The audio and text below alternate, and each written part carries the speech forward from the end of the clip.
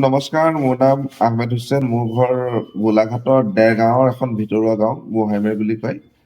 তো মই কিডনী পাথৰৰ ৰোগত ভুগি আছিলোঁ দীৰ্ঘদিন ধৰি। তাৰ পৰা আচলতে যিকোনো এখন চিকিৎসালয়লৈ যোৱাৰ আগত মই যিহেতু এজন শিক্ষিত যুৱক হয়, তথাপি কিন্তু মই চাব লাগে ফেচবুকেই হওক বা গুগলতে হওক চাৰ্চ কৰি চাই ল'ব লাগে চিকিৎসালয়খন বা চিকিৎসকজনে কোন।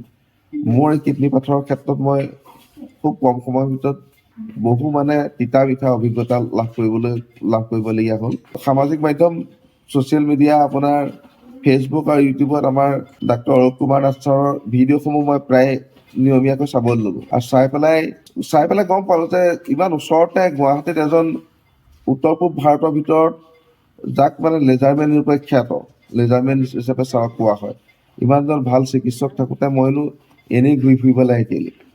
তো মই ইয়ালৈ আহিলোঁ, ছাৰৰ লগত প্ৰথম ফোন নম্বৰ ল'লোঁ, ছাৰৰ লগত কথা পাতিলোঁ। ছাৰে যেনেকৈ কৈছিল, সাধাৰণতে চিকিৎসক বুলি ক'লে কি হয়, ফোন তেওঁ ৰিচিভ নকৰে, এছিষ্টেণ্ট থাকে, বিভিন্ন ডাইৰেক্টলি চিকিৎসকক ফোনত পাবলৈ দিগদাৰ হয়। কিন্তু তাৰ ব্যতিক্ৰম হয় আমাৰ অৰূপ কুমাৰ নাথ ছাৰ ব্যস্ত হৈ থাকিলেও ছাৰে ফোনটো ৰিচিভ কৰিব সেই মুহূৰ্তত নোৱাৰিলেও কল বেক কৰে। ছাৰৰ লগত মই গোটেই ডিটেইলছত কথা পাতিলোঁ। ছাৰ মোৰ এনেকুৱা কাহিনী হ'ল, ছাৰক গোটেই ৰিপৰ্টখিনি মই দি দিলোঁ। তো মই ছাৰে যেনেকৈ মাতিলে আহিলোঁ। আজি মোৰ অতি হৈ গ'ল, যেনেকৈ ক'লে একেদিনাই তোমাক ৰিলিজ দিম তেনেকৈ মোক ৰিলিজ দিছে। ষ্টেণ্ড লগাই থোৱা আছে, ষ্টেণ্ড এমাহ বা ডেৰ মাহৰ ভিতৰত ছাৰে আকৌ মাতিছে ষ্টেণ্ড খুলিবৰ কাৰণে।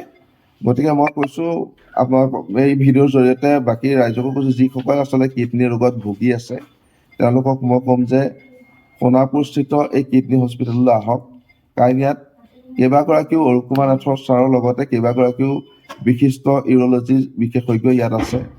গতিকে ইয়ালৈ আহক, এনেই ভয় খাব নালাগে, বহুত পইচাও নহয়, অন্যান্য চিকিৎসালয়ত যিমান পইচা লয়। আৰু এটা কথা মোৰ ইয়াতে আহি ভাল লাগিলে কি, অযথা কিছুমান টেষ্ট ছাৰে নকৰায়। মোৰ যিখিনি টেষ্ট আগতে কৰা আছিলে সেই টেষ্টখিনিতে হৈ গৈছে। ছাৰক, অৰূপ কুমাৰ নাথ ছাৰক এইটো কাৰণে ধন্যবাদ জনাইছোঁ, ছাৰে মোক অযথা কোনো পৰীক্ষা কৰি হাইচমেণ্ট দিয়া নাই। সেইকাৰণে কৈছোঁ সোণাপুৰস্থিত চিকিৎসালয়খন জাকত জিলিকা হৈ থাকক এনেদৰে।